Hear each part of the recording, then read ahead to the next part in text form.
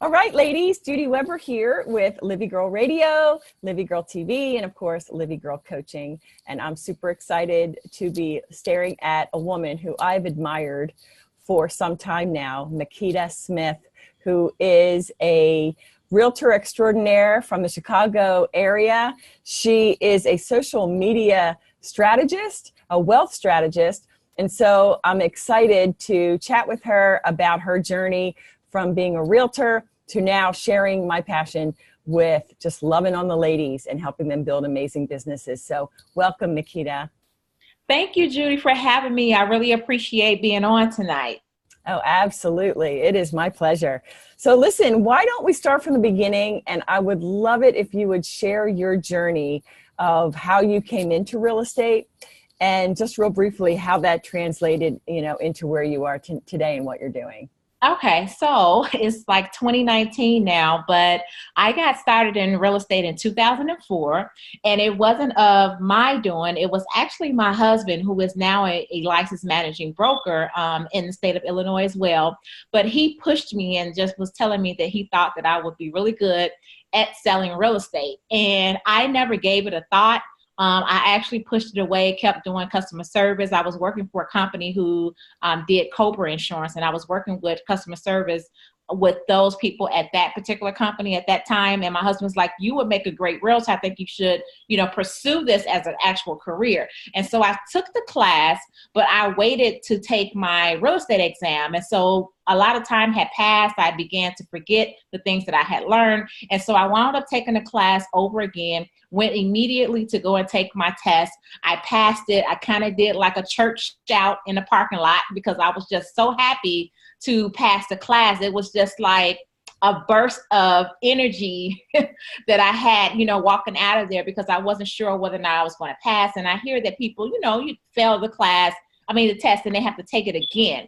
And so I was just thrilled to be able to pass that. I started with a small brokerage, which was a large franchise, Century 21 Murphy Realty in Oak Park, Illinois, which is right outside of Chicago in 2004.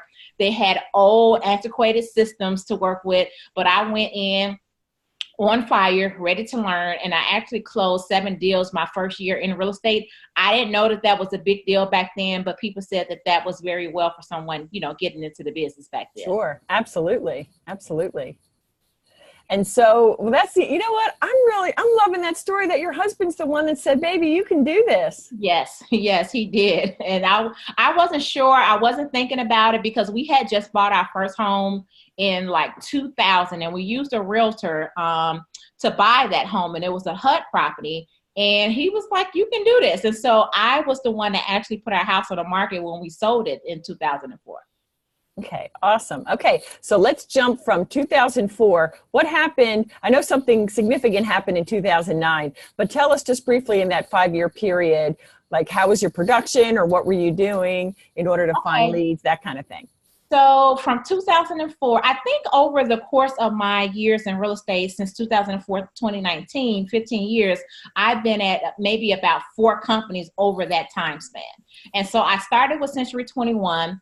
I wound up moving to a company called Zip Realty. And if anyone's familiar with Zip Realty, they kind of fed you the leads. You were not an independent contractor at Zip Realty. You were actually an employee. And so they withheld taxes, which, was lovely, but I still didn't feel like I had that independence that I wanted when it came to my real estate business. I felt that I could make more going to a different brokerage. And so I wound up going to a local brokerage here in Naperville, Illinois, which is Charles Rubenberg Realty. It was 100% commission split. And who doesn't love 100% commission split? And you get to pay a low transaction fee. And so I went there, but I was continuing to sell a few properties, a year.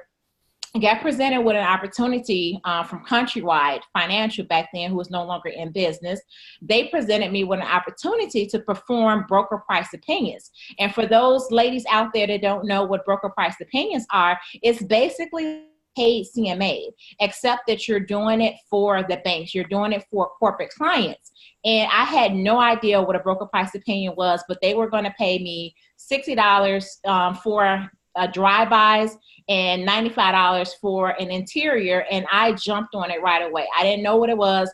I Googled, I learned, and I did it. And so from there, it led me to begin to get REO properties. And what REO properties is real estate owned, and it's basically just becoming a listing agent for the banks. And so I began to get, 3 properties here, 5 properties there, and still doing, kind of good closing between maybe like 7 to 12 properties per year, but it was not to where I was top producer and getting awards, appearing in, local magazines with the board. And it wasn't until a few years later that I actually said, you know what, I want to do more of these foreclosures. I want to go out and find out how I can work with bigger and larger banks like Freddie Mac and Fannie Mae, Bank of America, and Chase to get those listings. And so I began to go out and search for that business. I went to conferences.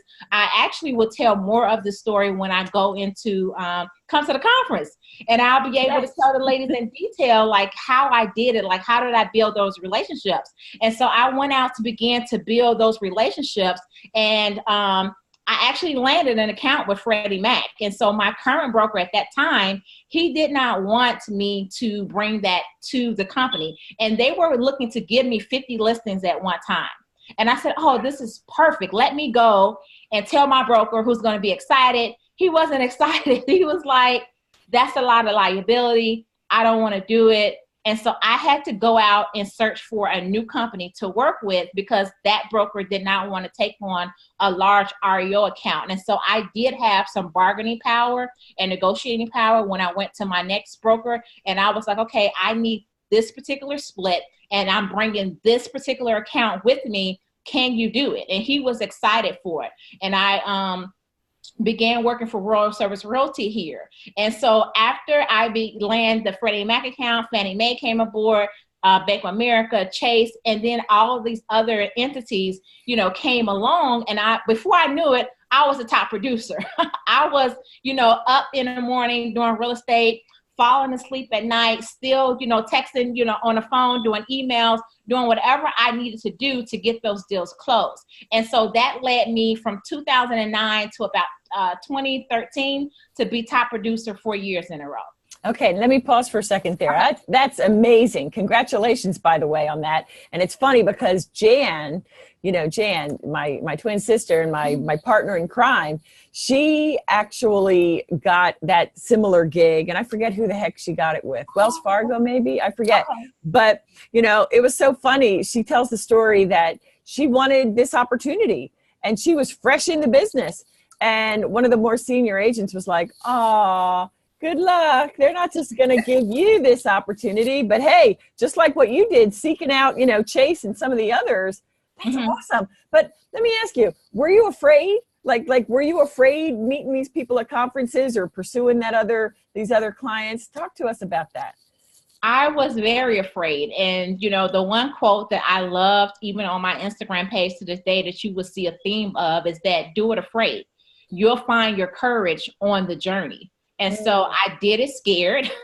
I actually went to sign up for a workout class. I don't know if you heard of Orange Theory, but sure. I went in and I was scared because these people, they was like, we're going to get your heart rate up. We're going to get you. And I was terrified. But when you're terrified, you know that that's the thing that you need to do. Because when you're comfortable, what are you going to do? You're not going to push yourself to the maximum that you know that you can perform. And so when I was going to those conferences and I had, all of these, corporate gurus that was around me, I still went in with the strategy that I'm going to talk to the decision makers when I get here. And even leaving the conferences, that everybody has a card from somebody. And so they know that they're going to get inundated with all of these emails once they get back to their offices after the conference. But your job is to continue to follow up. And so I continued to follow up week after week, even if it was month after month, until I began to hear that yes, because it only took one yes, and it was from Freddie Mac, and that led to all the others. But yes, I was terrified. That is just awesome. So did you have to have a conversation with yourself to work yourself up into that, to appear as this confident woman that you're appearing right now? I mean, I'm sure you're more confident now than you were back then just because of life experiences and whatever. But I mean, did you have to like intentionally say, you can do this, to like pump yourself up? Yes, I even do that now.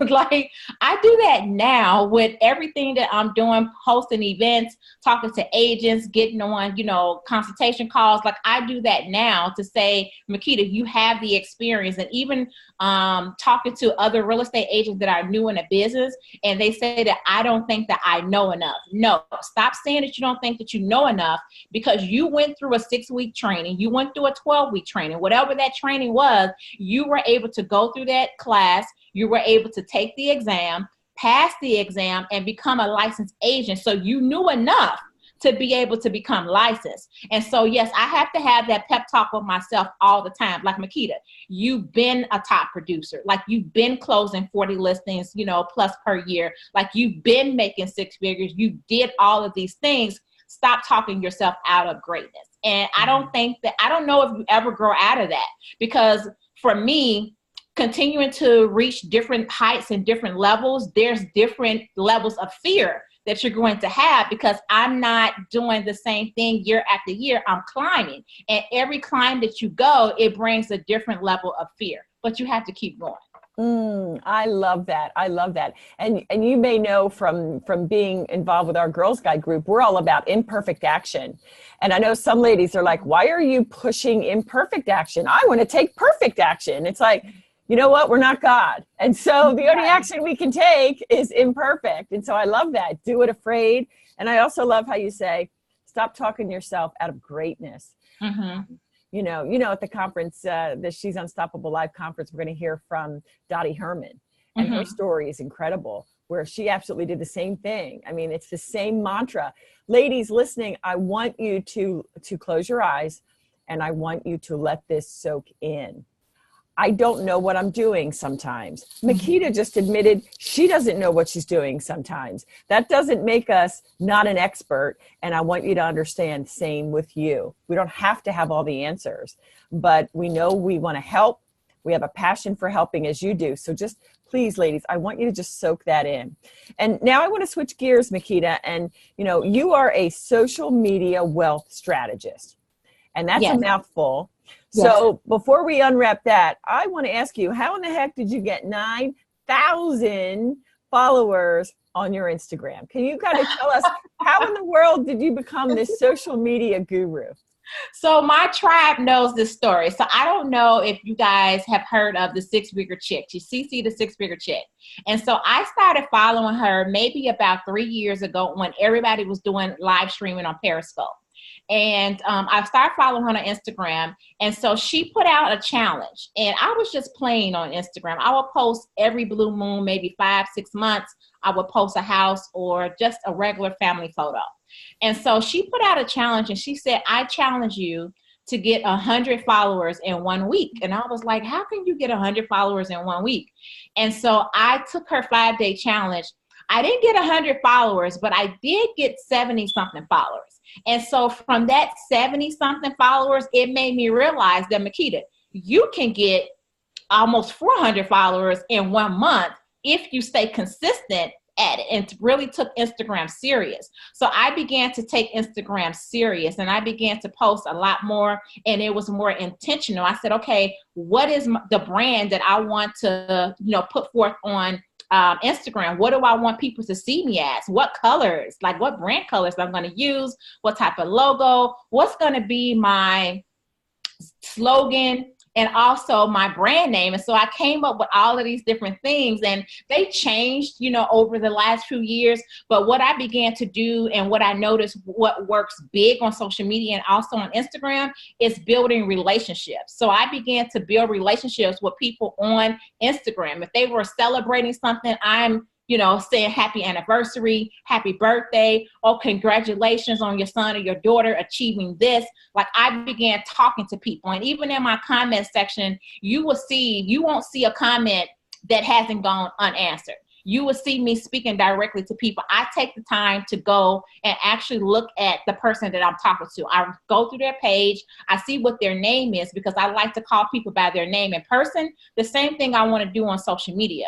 And so I just began to build relationships, and I began to take people on my journey in selling real estate, and also doing, marketing, to where they were following me as I was going through my daily life. And so I began to do stories every single day. People will respond and tell me how inspiring I am. And then realtors, just began to start reaching out saying, hey, I'm in Pennsylvania. I'm about to take my test. Do you have any advice for me? And so I just began to get text messages, emails. It was coming from everywhere. But it's just building those relationships on Instagram. And then people began to tell other people about me and say, hey, you need to follow her because she knows real estate. Like, she's in Chicago, and they began to even send me, referrals, from other realtors in other states. And so that's why now, if you go to my Instagram, you'll see a big thing that I have, regardless to what state you're in, call me first, because I can find a realtor, for that particular buyer or seller. That is so smart. That's so awesome. So when did you really get serious about your Instagram account? Probably about 2 years ago. Okay. So it took me probably about 2 years in building to 9,000. Now, I would say if I did not get busy over the last year helping other agents, I probably would have more, but I had to pull back a little because I was helping other agents, and other women in business to build their brands and their social media platforms.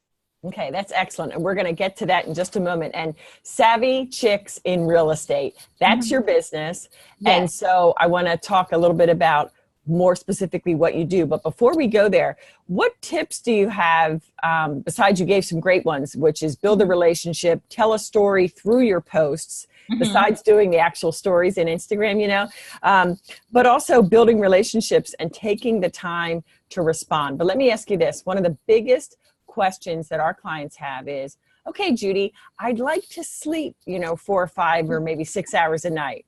So how do you guide your clients to say, you have to do this, you have to respond? How do you teach them to find the time to do that? So that's where I had the name Social Media Wealth Strategist. So you have social media strategists out there that will help you with a strategy with your social media. But my job as a social media wealth strategist is to help you to make money on your social media platforms so that you can continue to pay people like me or other people that may do social media management to help you to build up your platform. So for the number one advice that I would give, if you can do it yourself, take the time out on 1 hour or 2 hours on a Sunday. Write out your social media, strategy for the month. You need to come up with a theme that you're going to do for the month for your social media strategy and stick to that theme. You need to have social media scheduling tools to use to schedule out your posts so that you're not spending all of that time all day. And so the top 3 that I would give you would be, of course, Hootsuite. There's Buffer, but the one that I use is Planoly, which is actually for Instagram. But what I use in conjunction with the Instagram scheduler is something called If This Then That. And so If This Then That is actually a software where it's basically what you say. If you post to Instagram, then post to Twitter. If you post to Instagram, then post to Facebook, and so on. And you can also so all of my Instagram posts actually populates to Pinterest because of this software that I set up. And it's free. Okay, whoa. Now this is crazy. Okay, this is just crazy. Planoly, is that Planaly? So Planoly. Okay. And you can set up all of your Instagram posts in that one platform. It's free up to about 20 posts. And then after that, it's $8.99 that you pay per month. And if you wanted to do more than one account, you can have more than one account on there as well. So, but if you did not want to do it for yourself, you can hire a social media manager to do it for you. And that's where you're going to have to make sure that you measure to make sure that you are generating leads on your platform and that you are responding to those leads right away, because social media, with it being high in engagement, people will move on to the next realtor on the platform if you're not responding. So you have to make sure that you have your notifications turned on so that you do not miss leads on that platform, and you can gain some serious leads on social media. Wow. I mean, I'm just blown away. How did you teach yourself all this? I mean, how did you learn? Because, well, you're younger than me. I was, but me, I'm just like, I'm so excited to be on Instagram. And now we have an amazing social media director who she knows what she's doing. But okay. wow, I'm just like blown away. Like you have so a wealth of knowledge. And I mean, kudos. I'm just blown away. I appreciate it. So it was basically trial and error. And then also I took a lot of social media classes. I watched, I learned, I paid for, coaching. I paid for consultations. I paid for courses. I paid for classes. I just made sure that I educated myself on that which I wanted to learn. And so just like with any other agent out there, you have to learn to educate and actually invest in your business to, learn more. Because just like we talked about earlier about the fear, I read a book.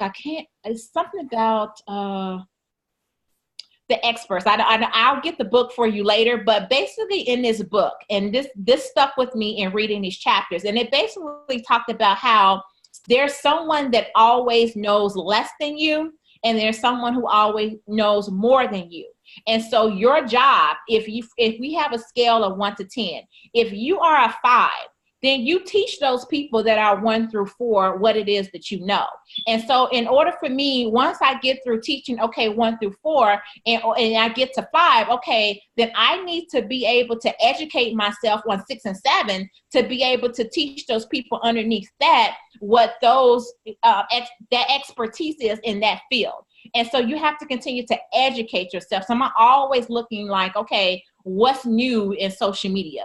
Instagram is constantly dropping things. And so one of their most recent tools was the microphone in the DM, right? So now you can do voice messages in a DM. And I had someone reach out to me that said, Makeda, I need you to sell my house. I immediately hit the microphone in the DM and I said, how soon are you looking to sell? What are you looking to do? And we had a back and forth conversation just through that one microphone, that feature that Instagram added. That is awesome. That is just awesome. Yeah, because I do firmly believe that social media is a wonderful lead gen source when you know what you're doing, and you obviously do. One last thing before I switch over to your products and services specifically. You talked about a theme for the month.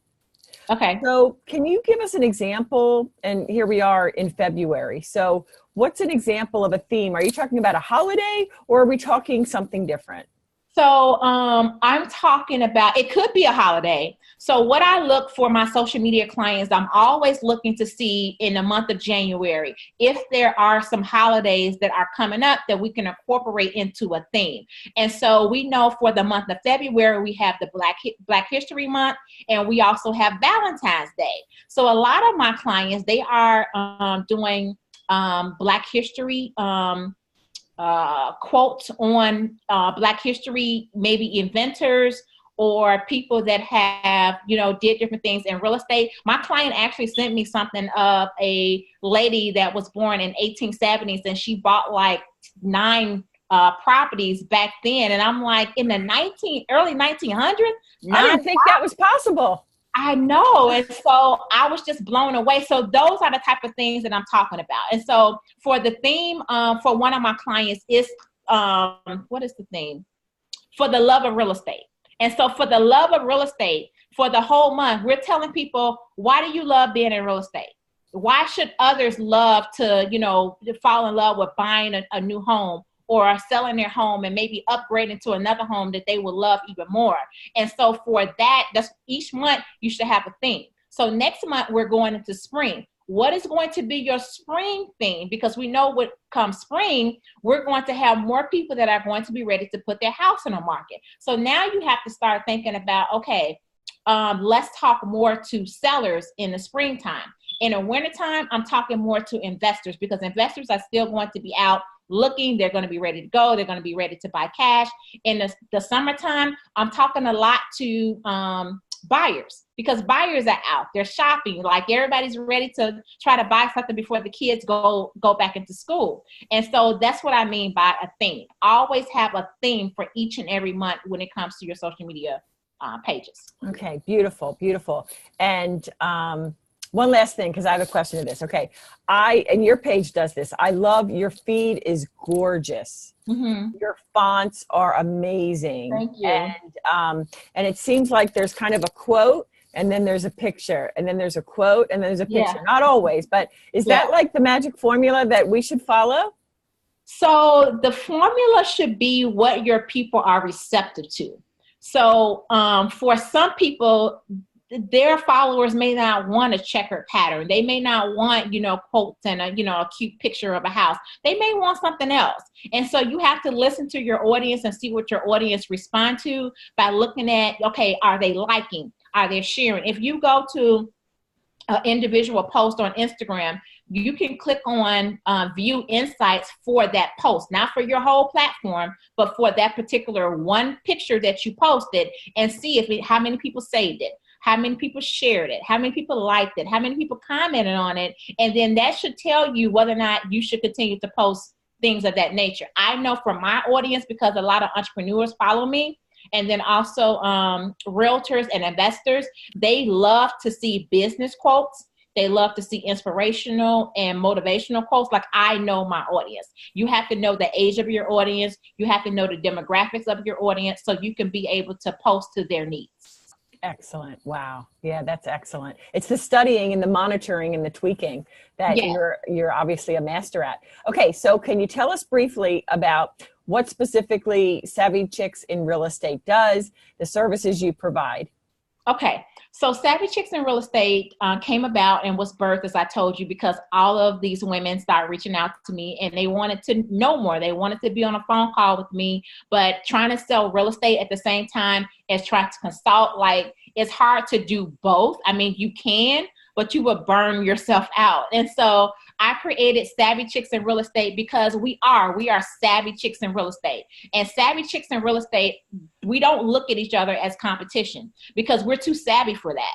And we are looking at, making our own way, regardless of having competition. And me, for myself, I actually partner with 3 other realtors in my area to host home buyer, events in my area, because we're not seeing each other as competition, because there is more that we can do collectively together than we can do by ourselves. And so love that. I just so love that. I have to say, because that's always been our thing. Hey, your success does not mean my failure. So kudos again. I love that, Makeda. And I told you that that's what attracted me to you and Jan, because you reached out to me in a DM and you was like, hey, join our group. And I did. And it was like family. It was very personable. And I joined other groups, and they, will kick you out for doing what some of the things that you do. But you and Jan was very welcoming, and I really, really appreciate that. And so with Savvy Chicks in Real Estate, it's basically community over competition.